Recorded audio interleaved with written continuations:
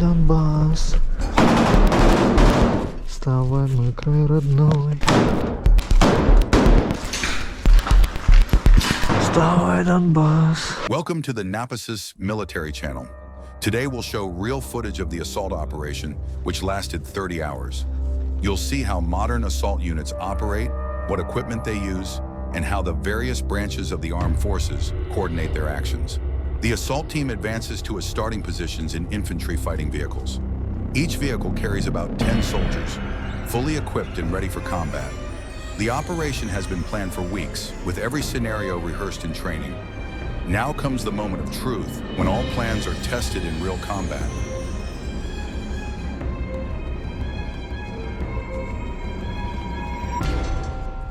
The vehicles stop, the soldiers quickly disembark and take up positions.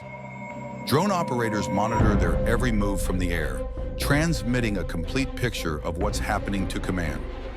Tank crews are ready to strike enemy fortifications, and artillery is on call, awaiting target coordinates. This isn't chaos, it's a well-organized war machine. The infantry fighting vehicles open fire with their 30mm cannons, suppressing enemy firing positions. The infantry advances in short dashes, exploiting every cover. Every meter is fought for, and every position is cleared methodically and professionally. The enemy resists, but the attackers have the advantage in coordination. Він походу один.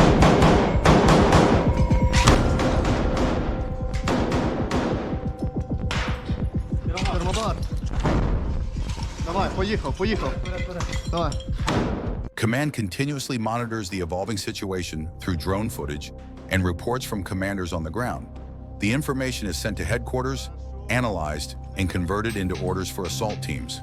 Reacting to changing circumstances takes minutes, sometimes seconds. This speed of decision-making provides a huge advantage in combat. The first enemy positions have been captured. Some of the enemy have been destroyed.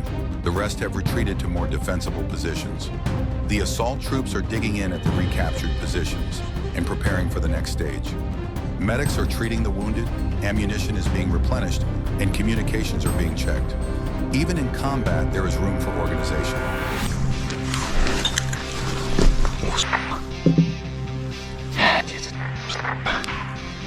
Дайте мне его спать.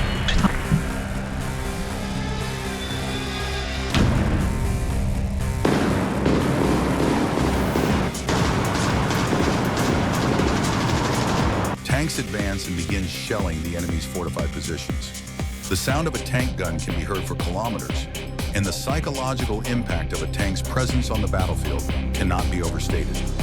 The enemy realizes that their light cover will not protect them from a direct hit, and their morale plummets. FPV drones operate from the air, becoming one of the most important tools of modern warfare. Operators methodically search for targets, enemy equipment, concentrations of personnel, and firing positions. Every drone launch is a potential target destroyed. The enemy suffers losses and its defenses begin to crumble under the onslaught of a combined attack.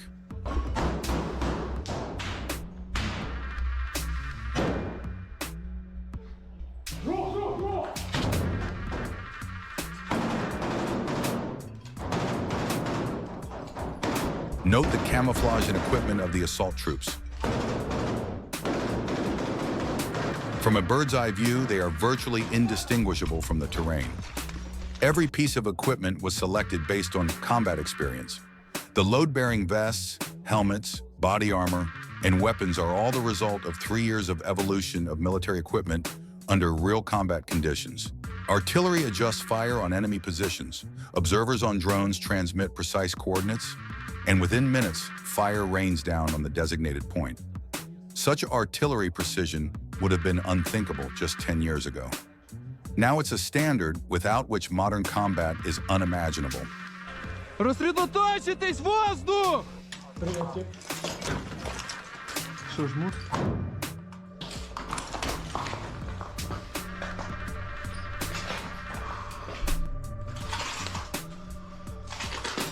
Ти зараз направо. Плюс.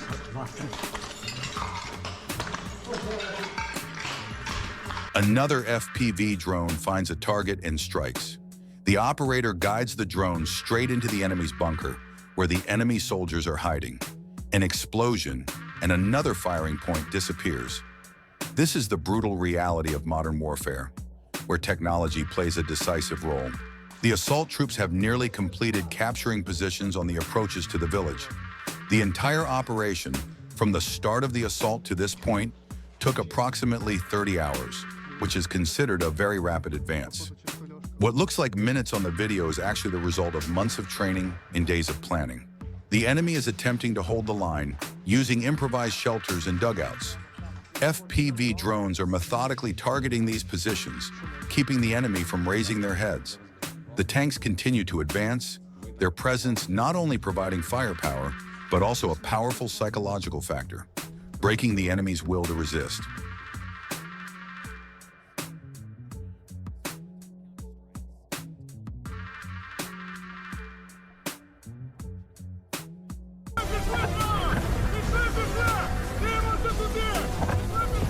Artillery finishes clearing the area, clearing the way for infantry. Modern assault units are among the most experienced troops in the world. Many soldiers gain their skills directly in real combat, where the price of a mistake is life.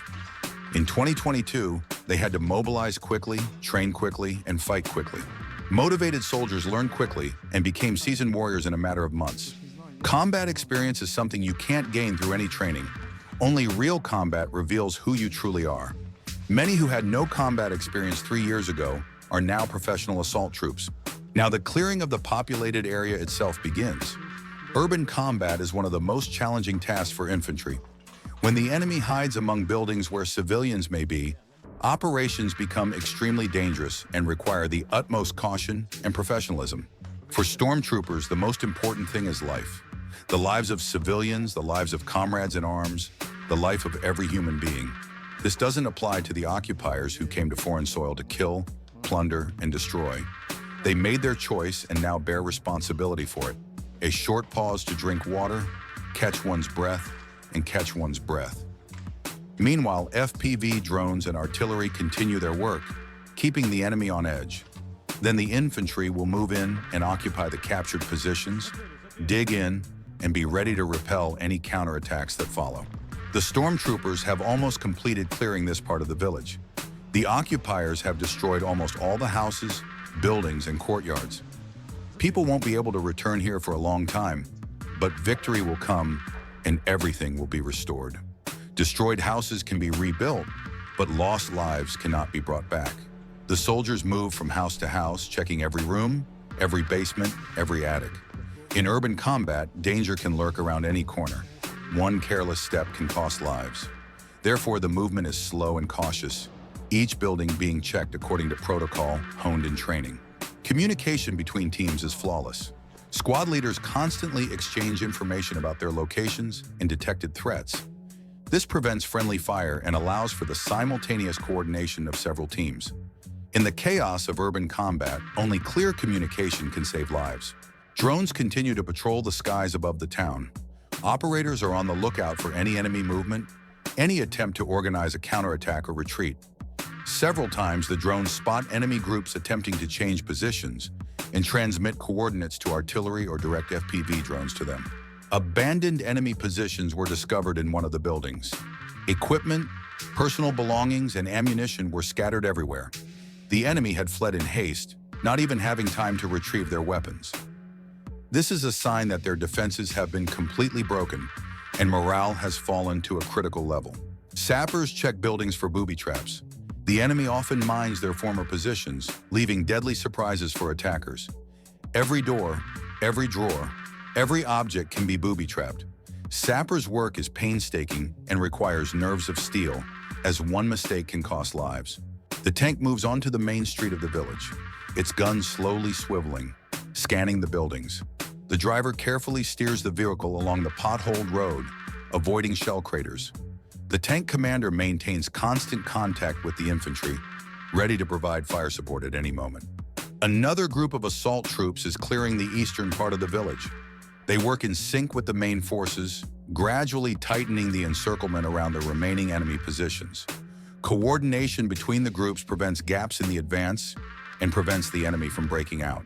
Artillery delivers final strikes on the identified fortifications on the outskirts of the village. Shells explode one after another, raising columns of earth and smoke. After such an attack, the enemy has no chance of organizing resistance. The survivors either surrender or attempt to flee. Drone operators spot several enemy soldiers attempting to abandon their positions and retreat across the field. An FPV drone takes off and heads toward the target.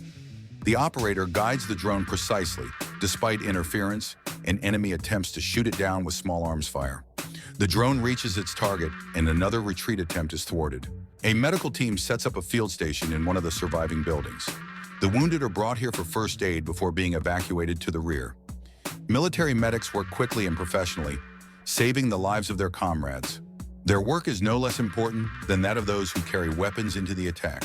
The assault team commander receives reports from all units. The picture becomes clear. The settlement is under control, the enemy has suffered critical losses, and there is no longer any organized resistance. Only scattered groups remain, which will either surrender or be destroyed in the coming hours. Engineering units are beginning work to clear roads and inspect buildings. The enemy has left numerous mines and tripwires that must be cleared before the area is safe. This work will take days, possibly weeks, but it is critical to the safety of both the military and future civilians. Several enemy prisoners are being escorted to the rear under guard. They appear exhausted, demoralized, and in shock from what has happened. They will be interrogated and given information about the positions of other enemy units, minefields, and defense systems. This information will help in planning future operations. Night falls over the liberated settlement. Stormtroopers take up defensive positions in case of a counterattack, though the likelihood of this is minimal. Duty shifts monitor the approaches, and drones continue patrolling. The remaining soldiers are given the opportunity to eat a hot meal and rest a bit after 30 hours of continuous combat. A field kitchen is set up in a secure location. The soldiers line up for hot food, the first proper meal they've had in hours of intense combat. Conversations are held in hushed tones, and combat discipline is still maintained. No one relaxes completely. Even during rest periods, weapons are always within reach. Unit commanders gather for a briefing to review the operation's results. Successes and failures are discussed, enemy actions are analyzed, and the effectiveness of various tactical approaches is assessed. This analysis is critically important. Each operation yields new lessons learned that will be applied in future battles. Logistics units are already working to deliver ammunition and materiel to new positions. Tanks require refueling and maintenance, and infantry fighting vehicles require repairs after intensive use. Mechanics are working through the night to ensure the vehicles are ready for a possible continuation of the offensive or to repel a counterattack. Reconnaissance teams move beyond the village to observe the approaches. They take up concealed positions in tree lines and high ground, overlooking all roads and directions. Any enemy movement will be detected long before it approaches the liberated territory. Drone operators rotate every 4 hours to maintain concentration and focus. Fatigue is the main enemy in such operations, dulling reaction times and potentially leading to fatal errors. Therefore, the duty schedule is strictly adhered to, ensuring that each operator has time to recuperate. Signalmen check and duplicate communication channels, installing backup communication systems. In the face of active enemy electronic warfare, reliable communications are a matter of life and death. Without communications, a unit becomes an isolated group, unable to coordinate its actions with others. Medics continue to work at the field hospital. Several wounded soldiers are awaiting evacuation to rear area medical facilities. Ambulances are already on their way, but the roads are dangerous even at night, so travel is being carried out with maximum precautions and undercover. Sappers work with flashlights, continuing to clear key areas even in the dark. Their work can't wait until dawn. Roads must be safe for both vehicles and personnel. Every discovered mine is marked, defused, or detonated in a controlled manner. Command headquarters is analyzing intelligence data on adjacent sectors of the front. The liberation of this settlement is part of a larger operation, and success here opens the door to further advancement. Next steps are being planned, and enemy forces in other areas are being assessed. Thermal imaging sites and night vision devices allow observation in complete darkness. Modern technology has transformed nighttime from a time of relaxation into yet another battlefield. The enemy can no longer use the darkness as cover. Their every move is recorded and analyzed. Artillery units are moving to new firing positions closer to the front line. The barrels are cooling after intensive work, and the crews are replenishing their ammunition. The artillerymen know that further fire support may be required in the morning if the operation continues. In one of the dugouts, soldiers discuss the past day. They share impressions and support those who were participating in such a large-scale assault for the first time. Brotherhood in arms isn't just words. It's real support that helps them cope with the stress and strain of battle. An intelligence officer analyzes captured documents and maps found in enemy positions. This information can reveal the enemy's plans, the location of its reserves, and the defense systems in other areas. Every piece of paper, every mark on a map, can prove valuable intelligence. Electronic warfare technology continues to suppress enemy communications in drone control systems. It's an invisible war in the air, where the battle for information dominance is underway. The enemy attempts to restore communications, but their attempts are blocked or intercepted. Snipers take up positions on the upper floors of surviving buildings. From here, they have an excellent view of the approaches to the village. The sniper pair, observer and shooter, work in complete silence, recording any changes in the terrain, ready to open fire if a threat appears. Engineering troops are beginning to rebuild the destroyed bridge at the entrance to the village. This is critical for logistics. Heavy equipment and supply trucks must be able to move freely. The work is being carried out under cover in case of enemy artillery fire. Psychologists interview soldiers, assessing their mental state after intense combat. Even the most experienced warriors experience stress, and it's important to recognize those who need additional support early on. Caring for soldiers' mental health is just as important as providing medical care. Drones with thermal imaging cameras patrol the perimeter, detecting any heat signatures. Several false alarms involving wild animals are recorded during the night, but each signal is investigated. Vigilance must not be relaxed for a moment. Morning arrives with the first rays of the sun. The liberated settlement greets the new day. The soldiers rise at first light, checking their weapons and equipment. The night passed peacefully. There was no counterattack. The positions were held. The operation was a success. Command decides on further action. Some units remain to consolidate their captured positions and conduct a final clearing of the area. Others prepare for redeployment and possible continuation of offensive operations in other areas of the front. Local residents, the few remaining in the area, are beginning to cautiously return to their homes. They thank their liberators and bring water and food. For them, this represents a return of hope for a normal life, even though the destruction all around them is a reminder of the price paid for this freedom. Journalists and war cameramen document the aftermath of the battle and interview those involved. These images will go down in history, showing future generations what real war was like, without embellishment or heroic pathos. Simply the hard, dirty work of professional soldiers. The 30-hour assault is over, the village is liberated, the enemy is driven back, and the positions are secured. This is just one episode in a major war, one spot on the map among many others. But for those who live here, it's a homecoming. For the soldiers, it's a mission accomplished and a step toward victory. Thank you for watching Napsis Military. Subscribe to stay up to date with new content from the front lines. We continue to show the real, unvarnished picture of modern warfare. See you in future episodes.